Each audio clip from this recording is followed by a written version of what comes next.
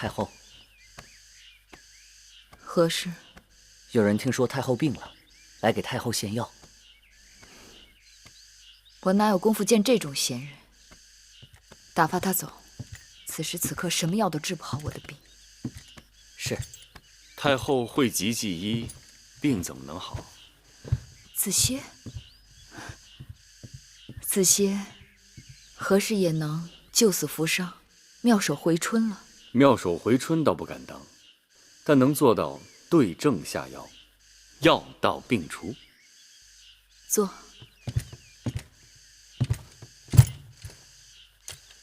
月儿这几日果然清瘦了不少。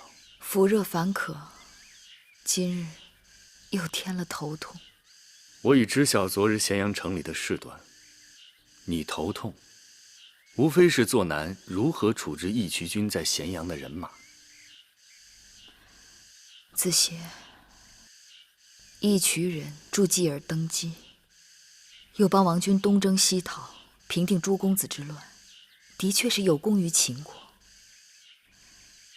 但他们与我们秦人习俗不同，性子又野惯了，不是几日就能改变的。不处置他们，无法向朝廷百姓交代；处置他们，轻了重了，又都不是。他山之石，可以攻玉。太后可记得3年前，赵国和燕国联兵一起灭了中山国，从此赵国的势力大增。赵王雍回到赵国，强行推行胡服骑射，此后大小数战均未有过败绩。赵国为了得到更多的良马，还收服了林胡和楼烦2个胡族，并趁诸公子之乱占据了我秦国榆林之地，得到了大批草场和良马。赵国推行胡服骑射，对赵国国势影响极大。月儿何不效仿？胡服骑射？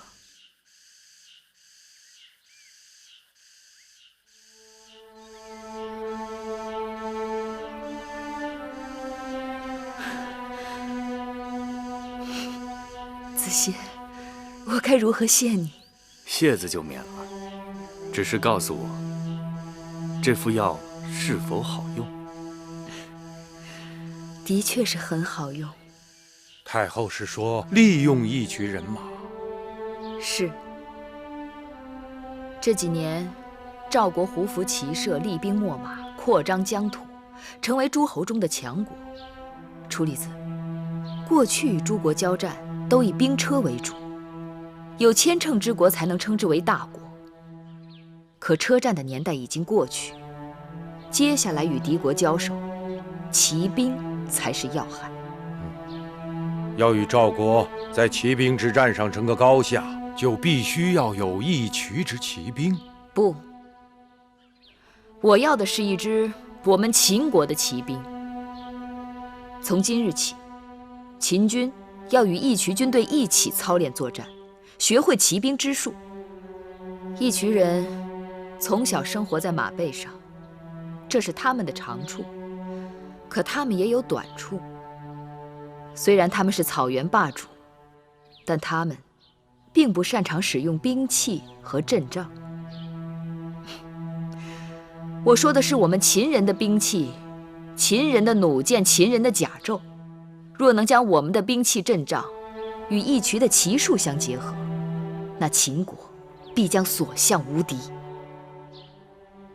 臣明白了。我会让义渠人把营帐设在咸阳城外，任何人不得擅出军营。他们所需要的东西可以开列单子，由我的内库出钱购买，送到军营里去。他们在自己的军营里头行他们自己的法度，要喝酒要斗殴都由他们，但只要出了军营，便要受到秦国律法约束，任何人不可违背。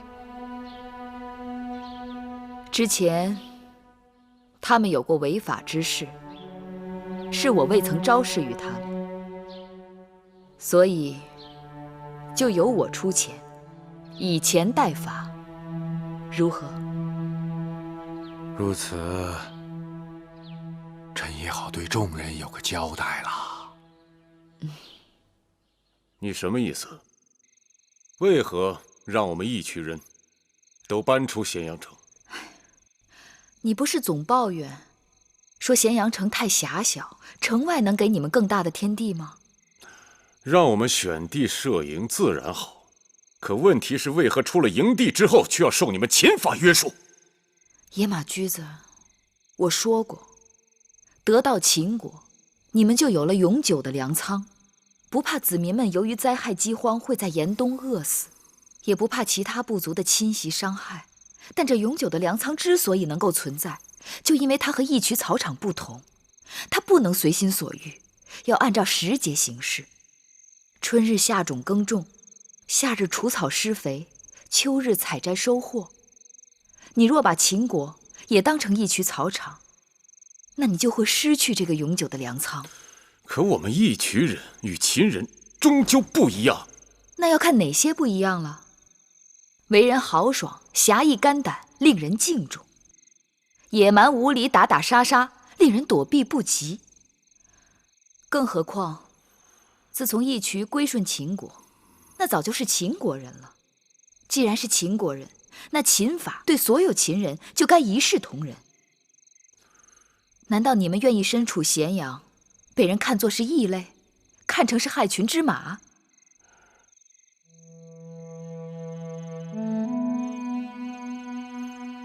这么说，这都是为我们义渠着想。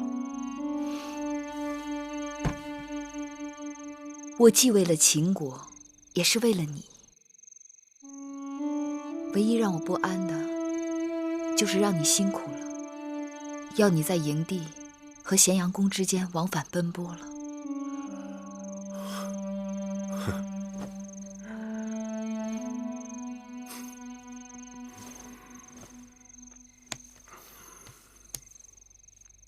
你别担心，我情愿。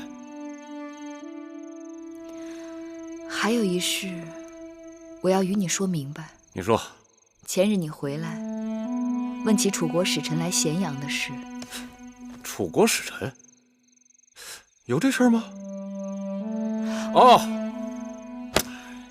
定是我那日喝多了，我不记得了。黄歇来了，就住在驿馆。你们也算是故人，你有空去会会他吧。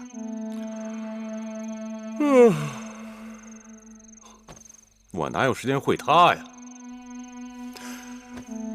我还是尽快把我们在城外的营帐给建起来。